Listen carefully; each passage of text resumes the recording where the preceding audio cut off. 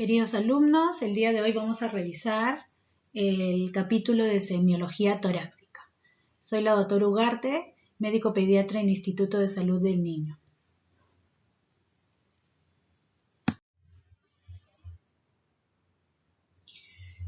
Para iniciar la evaluación de un niño, previamente es importante hacer una anamnesis cuidadosa, hacer un adecuado interrogatorio para que la exploración sea complementaria a esto.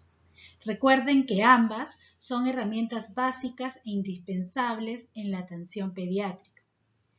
Es muy importante respetar la intimidad del niño, utilizar un vocabulario acorde a la edad y de alguna manera acomodarnos a la situación. Lo ideal es que se evalúe al paciente en una camilla. Sin embargo, la situación nos impedirá a veces cuando el niño llora o cuando está muy asustado y tendremos que hacerlo en brazos de la madre. Es importante que el ambiente tenga adecuada luz, una temperatura agradable y así permitir la evaluación completa. El tórax debe estar desnudo para permitir una correcta inspección.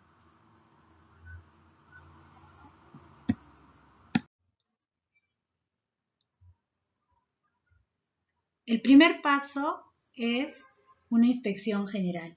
Podemos observar al niño desde que ingresa en los brazos de la madre, incluso pedirle a ella que levante un poco aquella ropa que lo cubre, y de ahí podremos tener una idea del estado general del paciente, del estado nutricional del paciente. Inicialmente podremos ver en forma general la forma que tiene el tórax y la circunferencia. De alguna medida podríamos tomarle y considerar que en los primeros 2 años de vida es un poco menor que el perímetro cefálico. Durante la infancia el tórax es casi redondo, siendo el diámetro antero-posterior igual al transverso, y conforme va creciendo el niño aumenta el diámetro transverso, consiguiendo una expansión de tórax durante la adolescencia más o menos de 4 a 5 centímetros en un niño sano.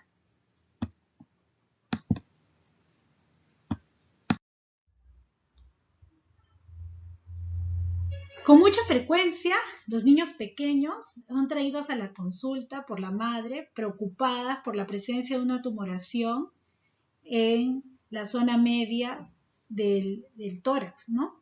Y como pueden ver, es una tumoración que sobresale y un poco dura, un poco firme, y lo que ocurre es la unión, ¿no?, que ocurre entre el cifoides y el cuerpo del esternón. Eso es normal en niños pequeños lactantes menores de 2 años. La inspección nos permite diagnosticar ciertas anomalías. ¿Qué vemos en esta imagen? Vemos la depresión de la región condroesternal, conocida habitualmente como peptum excavatum o tórax en embudo. En realidad es una anomalía congénita muy frecuente de la cara anterior del tórax, una incidencia entre 1 a 700 a 1 a 1000 recién nacidos, afectando principalmente al sexo masculino en una relación de 3 a 1 y con mayor incidencia en raza blanca. Puede existir también una relación familiar.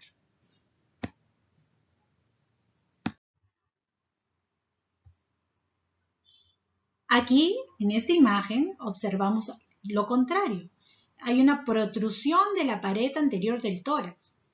Esta deformación se llama también pecho de paloma o peptum carinatum o tórax cuneïforme. Es frecuente también en varones de 4 a 1 con una incidencia de 1 en 1500.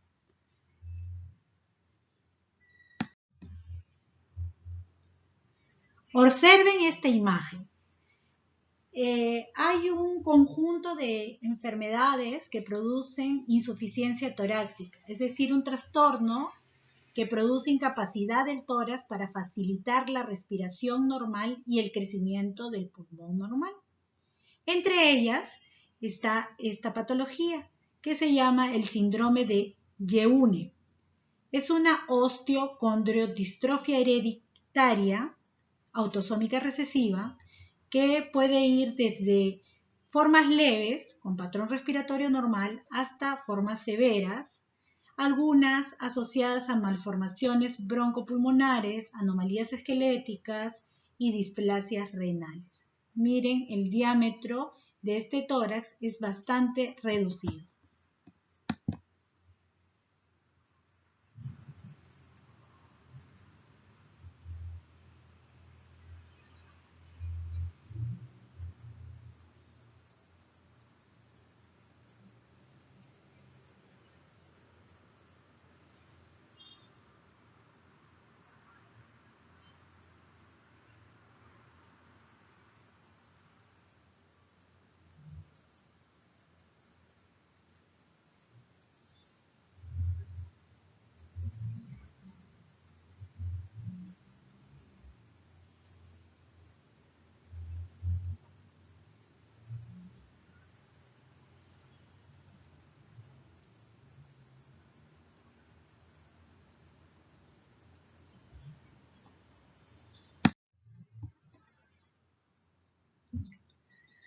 La inspección también nos permite evaluar el patrón respiratorio, la frecuencia, el ritmo, el esfuerzo respiratorio. La frecuencia fisiológicamente disminuye con la edad. Es decir, los valores de frecuencia respiratoria son distintos según la edad pediátrica.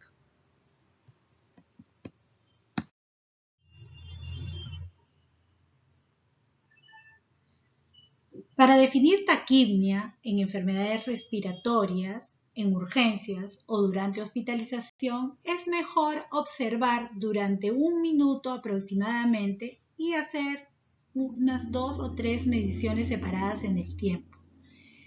Esta tabla nos define, según la OMS, los valores para considerar taquipnia según el grupo etario.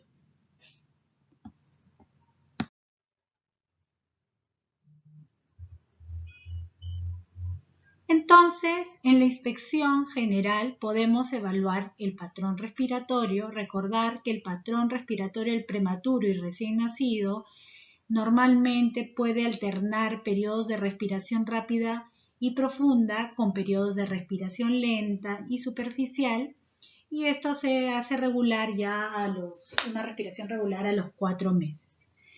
La inspección nos permite evaluar taquipnia, que es la frecuencia respiratoria alta, que traduce enfermedades respiratorias, pero también traduce enfermedades cardíacas, puede haber incremento de la frecuencia respiratoria en fiebre, intoxicaciones, infecciones en caso de shock, frecuencia respiratoria baja, que es la bradipnia, que puede verse en cuadros de origen central, aumento de la presión intracraneal.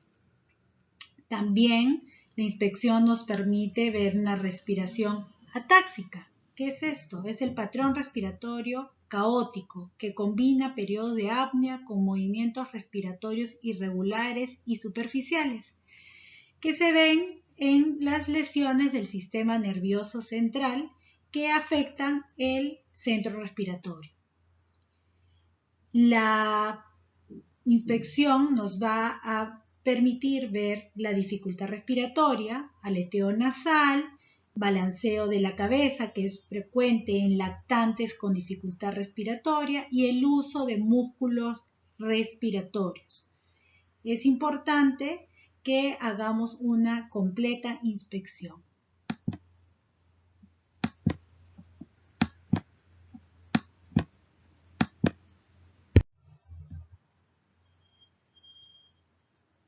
Los siguientes videos y audios podrán darles una idea de lo importante que es la inspección en el examen clínico del paciente. Este niño niño tiene tiraje subcostal, lo que se produce al esforzarse más de lo normal para poder inspirar.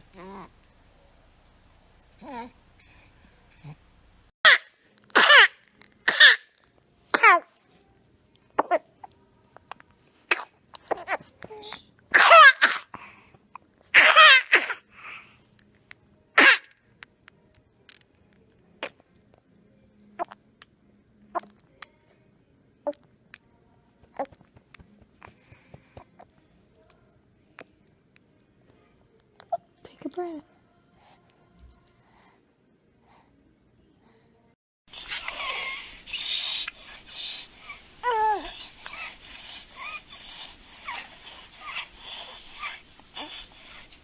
When a child is brought to you with cough or difficult breathing, you should examine the child to determine whether wheeze is present. The clinical signs of wheeze include the wheeze sound on expiration. Before disturbing the child, listen to the child's breathing. You will probably have to place your ear close to the child's mouth, or use a stethoscope to hear the sound clearly. Listen to the sound as these children breathe out. The wheeze sound is often described as a musical sound, made as the child breathes out.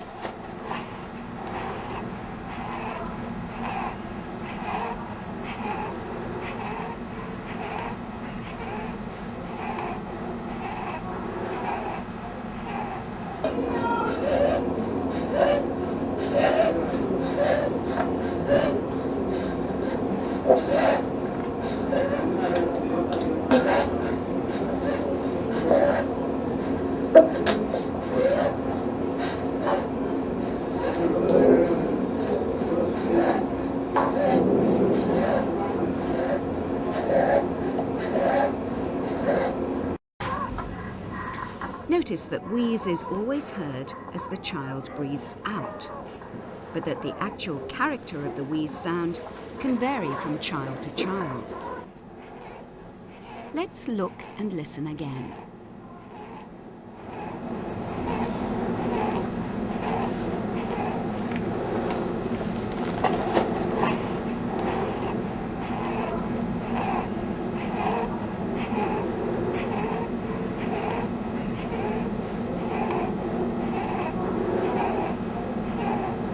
In addition to the wheeze sound, you may observe the following features. Look closely at the child's chest. The child may be taking longer to breathe out than breathe in. A child with wheeze may also have chest indrawing. The child may have to make an effort to breathe out. This may result in respiratory distress, with the child in obvious discomfort and experiencing difficulty in talking, drinking, or breastfeeding. In order to observe these additional signs, you must look carefully. You should not expect to see or hear all these signs in every child with wheeze.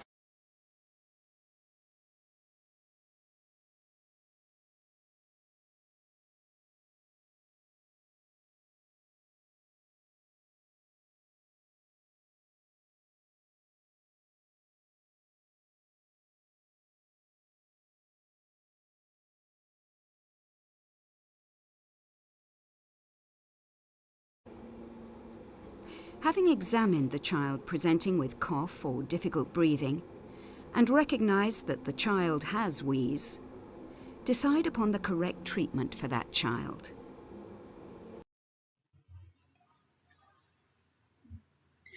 La palpación se debe realizar con suavidad, manos tibias, uñas cortas, palpando las diferentes regiones del tórax. Nos va a ayudar a confirmar alteraciones encontradas en la inspección. Se puede valorar movilidad torácica, adenopatías, puntos dolorosos y frémito.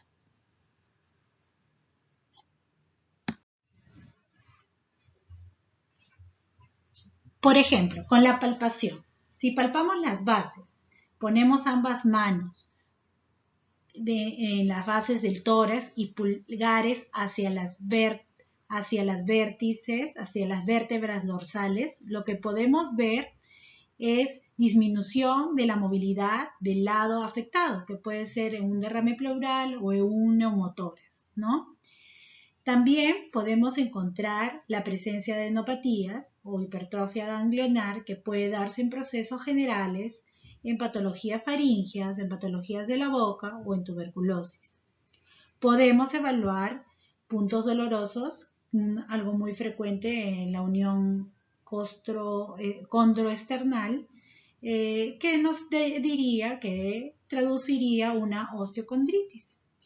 Podemos encontrar crepitación ósea cuando hay fracturas de clavícula o de costillas. Puede haber crepitación gaseosa, que es la presencia de aire en la grasa, en el tejido subcutáneo, que puede ver en el neumotórax, en el neumomediastino. O también podemos palpar el frémito, que es la palpación de la pared torácica cuando el niño está llorando o hablando y que traduciría una infección de la vía respiratoria baja cuando el frémito está ausente o infección de la vía respiratoria alta cuando el frémito es tosco.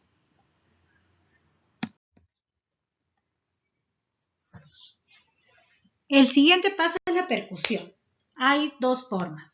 El método directo, que se usa en niños pequeños aplicando golpes suaves sobre la pared torácica con los dedos índice y medio, y la forma indirecta, que es la que usamos con más frecuencia, dedo a dedo en el niño mayor.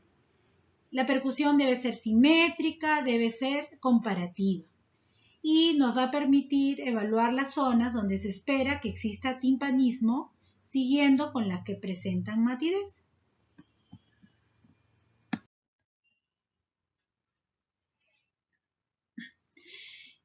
Es normal que la parte superior del hígado se percuta a nivel de la sexta costilla, a nivel de la línea media axilar del esternón. Puede haber aumentado situaciones como hepatomegalia o elevación hepática o distensión abdominal o una atelectasia que altere esta sonoridad. También es frecuente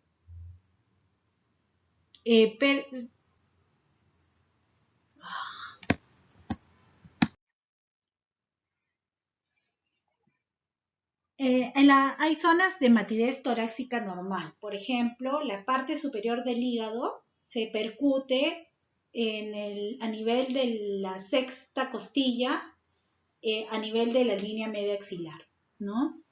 También el mediastino suele percutirse en niños como una zona de matidez cardíaca normal y eso no es patológico. Timpanismo localizado. Si percutimos timpanismo localizado, lo que vamos a sospechar es de neumotórax, puede estar acompañado de enfisema, ¿no? También aumento de la resonancia sobre la zona hepática puede indicar perforación de víscera, ¿no? Por ejemplo.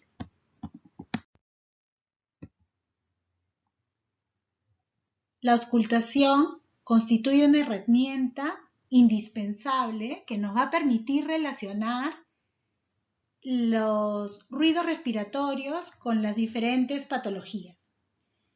Es importante una buena colaboración del paciente, por parte del paciente ya sea adulto o niño. Sin embargo, en la edad pediátrica, en el niño pequeño, en un lactante, hay que adaptarnos al llanto y también podríamos utilizar distracciones, que dejarlo en los brazos de la madre, utilizar chupete para poder auscultar adecuadamente al paciente. También recordar que la temperatura del estetoscopio debe estar tibia para así permitir una maniobra tranquila.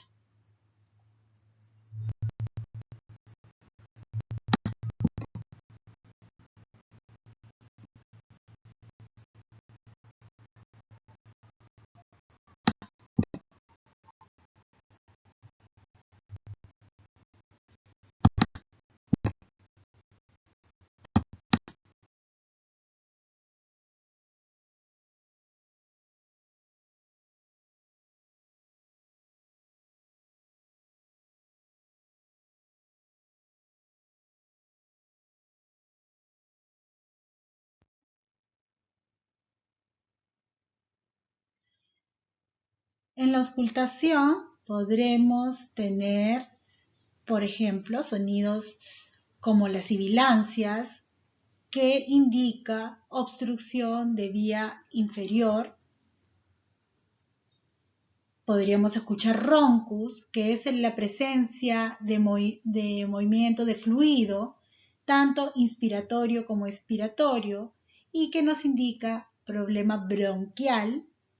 Podemos escuchar crépitos, que es el sonido que se genera a la apertura de la vía aérea pequeña, al alveolo, y en presencia de secreciones, y nos indica un problema parenquimal.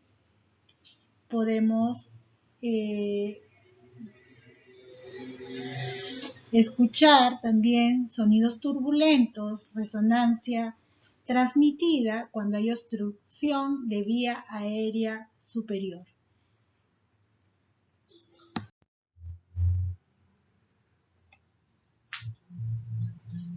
Para iniciar la semiología cardíaca es importante conocer la historia clínica del paciente, antecedentes familiares y perinatales, la presencia de cianosis, sudoración al lactar, dificultad para lactar, la ganancia ponderal y la presencia o no de palidez. Recordemos que la historia familiar es importante, ya que aún incrementa la presencia de cardiopatías, el haber tenido en la familia antecedente de la misma.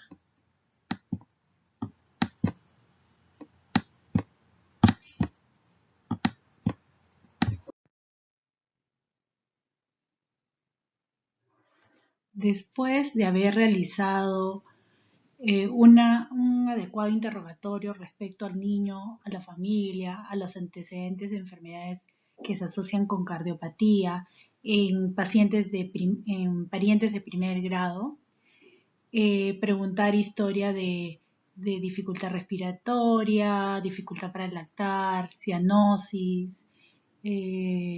tiempo de la lactancia, fatiga al lactar, tolerancia al esfuerzo.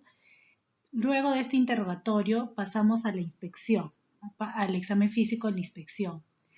El examen debe ser buscando características fenotípicas que sugieren síndromes que pueden estar asociados a cardiopatía. Como vemos en la figura, vemos un niño con síndrome de Down, ¿no? Las características del síndrome de Down: tiene picanto, nariz achatada, y al lado derecho vemos la imagen de una niña con síndrome de Turner, cuello alado, talla baja. Ambas patologías son asociadas a la cardiopatía, es decir, el fenotipo, las características externas nos pueden orientar a enfermedades que tengan asociación con cardiopatía,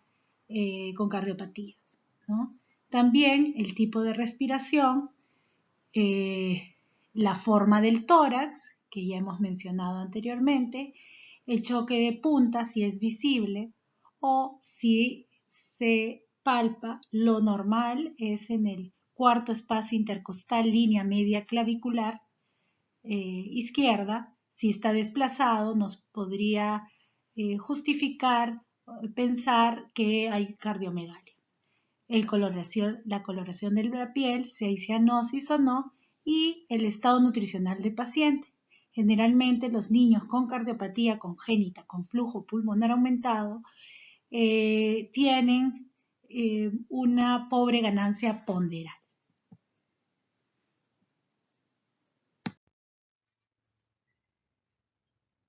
Signos indirectos, por ejemplo, las acropaquias o hipocreatismo digital, son manifestaciones de hipoxia crónica que se pueden ver en enfermedades tanto pulmonares como cardiológicas. El examen cardiológico se debe completar con la palpación y la visualización del tipo de tórax, si es un tórax hiperdinámico, si hay frémito o tril, si se ve el impulso ventricular. El abdomen es importante evaluarlo cuando se sospecha de cardiopatía congénita con flujo pulmonar aumentado. Normalmente el spam hepático tiene una medida según edad. En niños menores de 2 años podemos palpar el borde hepático a 2 traveses de dedo por debajo del reborde costal derecho. Un signo de congestión pulmonar es el incremento del spam hepático. No confundamos el palpar el borde hepático con hepatomegalia. Una cosa es palpar el borde, que es normal hasta los 2 años porque el abdomen relativamente es más grande que el tórax. Sin embargo, el spam, de acuerdo a la edad, en lactantes 4 centímetros, en niños 5 centímetros, cuando esté incrementado puede ser un signo de congestión pulmonar. La presencia de pulsos altones nos puede pensar en persistencia de conducto arterioso, la ausencia de pulsos, también coartación de aorta, asimetría de los pulsos, todo eso nos puede orientar a cardiopatías. Para una correcta auscultación se necesita un ambiente tranquilo, silencioso. Como les dije, el estetoscopio debe estar tibio, ¿no? Es difícil la auscultación, es diferente la auscultación en un preescolar cuya frecuencia cardíaca es 80 latidos por minuto frente a un lactante que puede llegar hasta 150 latidos. Por eso es importante adquirir cierta pericia para lograr la auscultación cardíaca. En los niños pequeños debe realizarse con la mayor comodidad, inclusive muchas veces en los brazos de los padres. Y no olvidar el orden de la auscultación según los focos y además examinar las zonas de irradiación como son el hueco axilar y el cuello.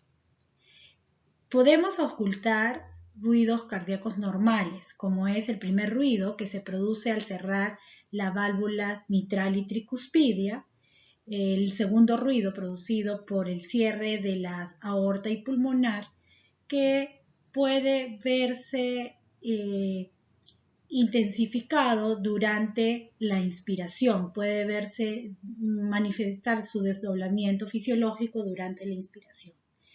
El tercer ruido coincide con el final de la fase de llenado ventricular rápido y es frecuente encontrarlo en niños sanos, pero también puede ser encontrarse en casos de ventrículos dilatados, ¿no?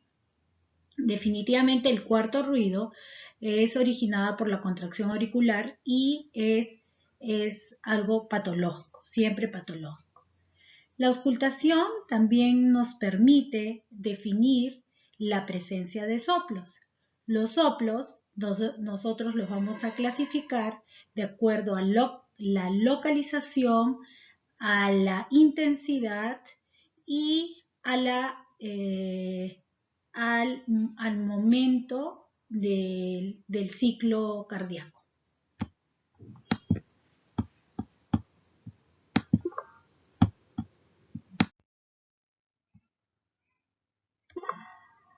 Esta tabla nos da los valores de frecuencia cardíaca según la edad.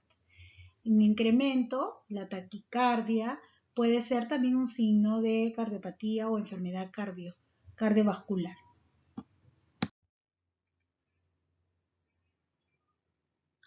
La medición de la presión arterial debe ser parte del examen habitual de todo niño. La presión varía según la edad y la talla. Es importante usar el manguito del tamaño adecuado al paciente. ¿Cuándo es adecuado? Cuando el largo del mango de goma rodee casi totalmente el brazo. Si sospechamos de coartación aorta, se debe medir la presión en las 4 extremidades. Esta tablita les da una fórmula práctica de saber los valores de presión sistólica y diastólica según edad.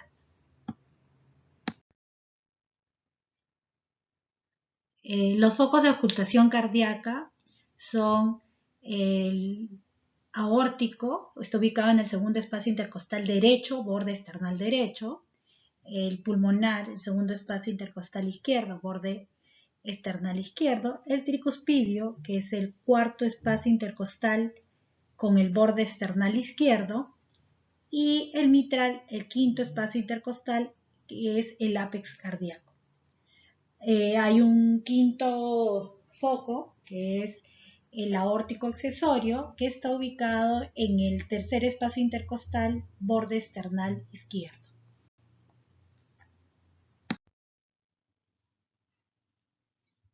El soplo cardíaco es motivo de consulta frecuente.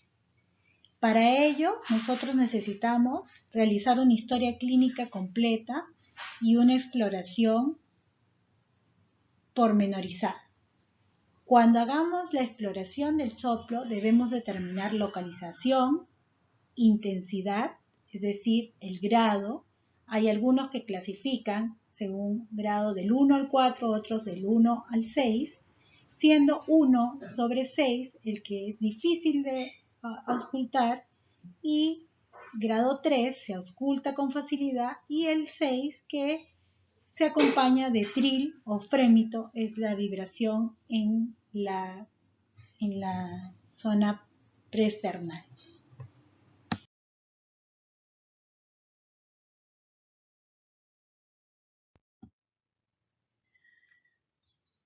Los soplos funcionales o inocentes son los más frecuentes, se auscultan en la mitad de los niños y generalmente se pueden auscultar mejor con la presencia de fiebre o ejercicio. Son soplos sistólicos continuos, no sobrepasan el grado 2 sobre 4. Generalmente el paciente tiene una edad entre 3 a 6 años, no se relaciona con patología cardíaca en un 60-85% de las veces.